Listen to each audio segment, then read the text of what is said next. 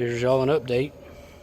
So the only thing left we got to do is get the upper trans bolts out, alternator power wire, take the AC compressor off. There's no Freon in it anymore, and I believe that's it.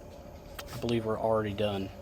Compressor, alternator power wire, well, it's all down here. We'll lay it over, and that's pretty much it. It's a Southern car, so everything came out by hand. It's not a big deal.